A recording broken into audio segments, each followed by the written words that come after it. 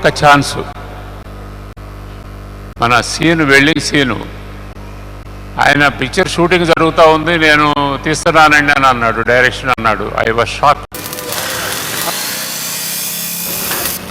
ఒకే ఒక ఛాన్స్ అన్నారు. నేను ఇందాక కూడా చెప్పాను, ప్రతి హీరోకి ఎంత పెద్ద ఆర్టిస్ట్ అయినా, ఎంత పెద్ద డైరెక్టర్ అయినా, ఎంత పెద్ద ప్రొడ్యూసర్ అయినా నెక్స్ట్ సినిమా ఎప్పుడు ఒకే ఒక ఛాన్స్ అనుకుంటూనే వెళ్తారు. నువ్వు పెట్టిన రూపాయి రావాలి, ఆ ఇంట్రెస్ట్ రావాలి, ఈ సినిమా సూపర్ హిట్ అవ్వాలని హృదయపూర్వకంగా కోరుకుంటాను. ఒక షూటింగ్ ఉంది రండి అన్నారు. వెళ్తే నేనే డైరెక్టర్ సార్ అన్నారు. అప్పుడు ఐఎమ్ సర్ప్రైజ్డ్ అండ్ నాకు చాలా సంతోషంగా ఉంది.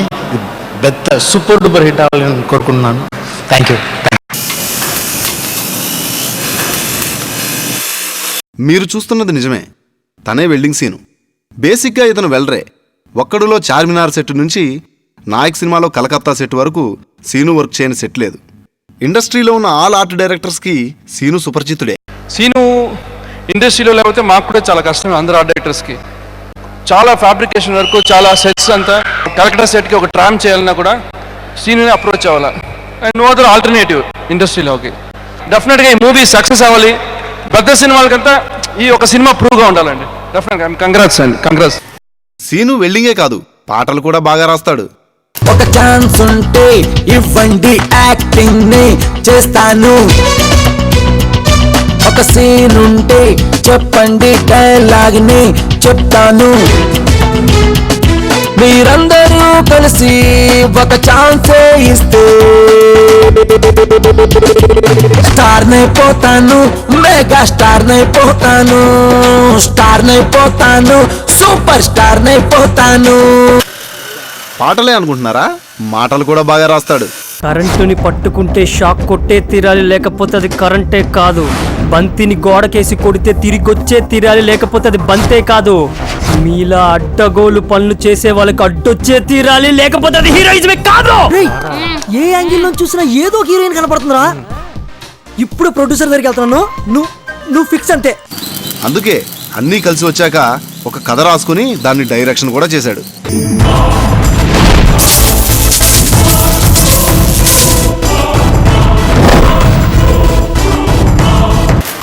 ఇంత చేసి ఇంకా ఇక్కడ వెల్డింగ్ చేసుకుంటున్నాడేంటా అనుకుంటున్నారా? డౌట్ ఎందుకు, మీరే చూడండి. ముందు పవన్ కళ్యాణ్కి వెళ్దాం. అటు చూడు, వెల్డింగ్ సీను అనుకుంటా కదా. అనయ్య, మీరు వెల్డింగ్ సీను కదా? అవును. అరే అన్నయ్య, అరుంధతి సినిమాలో ఉన్నాడ్రా. అరుంధతి సినిమాలో ఉంటాయంటే మొన్నే ఒక సినిమా డైరెక్షన్ కూడా చేశాడు. మోహన్ బాబు గారి చేతుల మీదుగా పాటలు కూడా రిలీజ్ చేతేని. అనయ్య, మీ సినిమా పాటలు టీవీలో చూసామన్నయ్య, సూపరు. థ్యాంక్స్ తమ్ముడు. అయినా ఇదేం బాగాలేదన్నయ్య. ఏమైందిరా? లేకపోతే మీరేంటి ఇక్కడ పనిచేయడం ఏంటి? రండి తమ్ముడు, పక్కెళ్ళి మాట్లాడుకుందాం. సినిమా చేయాలన్నది నా కళ అయితే నన్ను ఇండస్ట్రీలో నిలబెట్టి నా కడుపు నింపింది కళేరా. అందుకే దీన్ని ఎప్పుడూ మర్చిపోకూడదు. కూర్చొని మాట్లాడుకుందాం. ఇంతకీ మీ సంగతి ఏంట్రా? మేము రాజమౌళి గారిని కలవాలన్నయ్య. రాజమౌళి గారినా? ఎందుకు? ఎందుకంటావేంటన్నయ్య? వాడేమో అప్కమింగ్ డైరెక్టరు, నేనేమో హీరో. అన్నయ్య అన్నయ్య ఎందుకలా అవుతున్నావు అన్నయ్య? నేను హీరోలా లేనా? అది కాదురా, 20 సంవత్సరాల క్రితం మీలాగే హీరో అయిపోదని చెప్పి ఎర్రబస్ ఎక్కి ఇక్కడికి వచ్చేసా. మరి ఏమైందన్నయ్య? కట్ చేస్తే కృష్ణానగర్ గల్లీలో ఆ చెట్టు కింద వెల్డింగ్ షాప్. ఆ తర్వాత ఓసారి పవన్ కళ్యాణ్తో ఫోన్లో మాట్లాడాను. ఏమన్నాడన్నయ్య? ఏమన్నాడా? రాంగ్ నెంబర్ అన్నాడు. ఎందుకన్నయ్య అలా పంచులేస్తావు?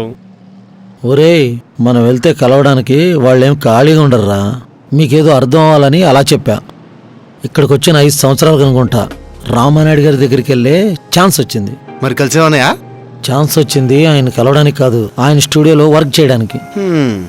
ఇంత కష్టంగా ఉంటుందని తెలియకొచ్చేసామన్నయ్య. అన్నయ్య, ఇంతకీ మీ సినిమా స్టోరీ ఏంటన్నయ్య? నా సినిమా స్టోరీనా? ఓపెన్ చేస్తే మన సినిమాలో హీరో కూడా మీకులాగే హీరో అయిపోదామని చెప్పి ఎర్రబస్ ఎక్కి ఇక్కడికి వచ్చేస్తాడు. అన్నయ్య, నువ్వు మళ్ళీ జోకులేస్తున్నావు. లేదురా, ఇది నిజం. హీరో అయిపోవాలనుకున్న మరి హీరో ఇండస్ట్రీలో చాలా కష్టపడతాడు. కన్న వాళ్ళను వదిలేశాము, ఉన్న ఊరు విడిచేశాము, హైలో హైలెస్సో అంటూ హైదరాబాదే వచ్చేశాము. అటు చూస్తే కన్న తల్లి, ఇటు చూస్తే కళామ తల్లి, ఆ తల్లిని చేరలేక ఈ తల్లిని వీడలేక అయ్యో బాబు అంటూ హైరాణాలే పడుతున్నాము. స్నేహితులను వదిలేశాము, బంధువులను విడిచేశాము, హైలో హైలెస్సో అంటూ హైదరాబాదే వచ్చేశాము.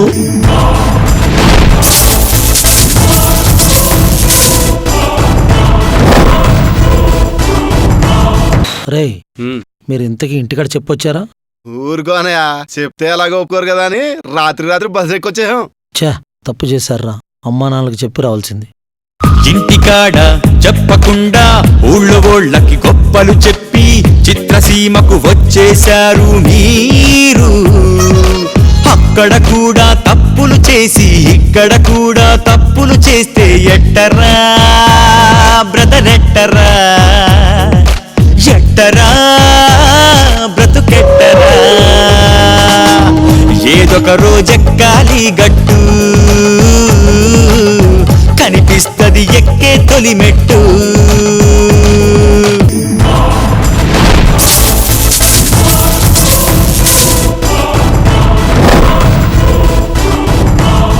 చెప్పకుండా వచ్చి ఏంట్రా సాధించేది? ఒకసారి ఆలోచించండి. రే రే రే, ఏమైందిరా? ఏంటి? ఏంట్రా? కొత్తగా రిలీజ్ అయిన సినిమాలో విలన్కి నా పేరు పెట్టారు, అందుకే రోజు థియేటర్ ముగించడానికి వెళ్తున్నా. అసలు ఎవరికి నా పేరు పెట్టరు నాకు తెలియాలి, అయినా నా పేరు ఎలా పెడతారన్నా? అందుకే రోజు థియేటర్ ముగించడానికి వెళ్తున్నా. సినిమా ఆడలో థియేటర్ తగలెట్టేస్తా, స్క్రీన్ తెచ్చేస్తా. అమ్మా రే, నీకు తాగుడంటే ఇష్టం, నువ్వు తాగుతావు. నాకు ఇష్టం లేదు, నేను తాగను.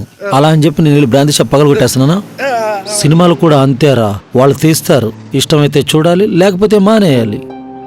నువ్వా బ్రాందీ షాపులు బంద్ చేయించలేవు, బాల కార్మికులను బళ్ళో చేర్చలేవు. బహిరంగ ప్రదేశంలో ఎవడెవడో సిగరెట్ కాలుస్తుంటే ముక్కు మూసుకుని సైడ్ అయిపోతావు గానీ అది కూడా పట్టించుకో.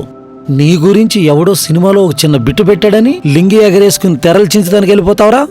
అలా అన్న, సారీ తప్పు క్షమించే అన్న. నువ్వు నాకు ఒకే ఒక ఛాన్స్ ఇస్తే ఇక్కడ నుంచి జంప్ అయిపోతానే. చల్బే రే, చూశారు కదా సినిమా వాళ్ళంటే బయట జనానికి ఎంత చులకనో. మీరేమో ఇంటికాడ చెప్పకుండా ఊళ్ళోంచి పారిపోయి వచ్చి దాన్ని నిజం చేయొద్దురా. అవునన్నయ్య, మేము తప్పు చేశాం. ఇక్కడ పరిస్థితి ఇలా ఉంటదని తెలియకొచ్చేసామన్నయ్య. ఇంటి దగ్గర మా గురించి ఎదురు చూస్తా ఉంటారు, మేము వెళ్తాం. ఈసారి ఇంట్లో ఒప్పించొస్తామన్నయ్య. ఇండస్ట్రీకి వెళ్తామని కాళ్ళు ఎగరేసుకుని మరీ చెప్పొస్తామన్నయ్య. పదరా. ఒరే తమ్ముడు, నా సినిమా చూడడం మర్చిపోద్దని చెప్పడానికి వచ్చానురా. మేమేంటన్నయ్య, మా ఫ్రెండ్స్ అందరినీ తీసుకెళ్లి చూపిస్తాం. మా వెల్లింగ్ సీనన్న సినిమా అని చెప్తాం. థ్యాంక్స్ రా. మీలా ఇండస్ట్రీకి రావాలనుకున్న ప్రతి ఒక్కరూ చూడవలసిన సినిమారా ఇది. ఒరేయ్, మన స్టేట్ అంతా ఎంతో మంది యంగ్ టాలెంటెడ్స్ ఉన్నారు, వాళ్ళందరికీ ఒక ఇన్స్పిరేషన్ అవ్వాలనే ఈ సినిమా తీశాను. ఇది మీ సినిమా, ఒకే ఒక ఛాన్స్, డోంట్ మిస్.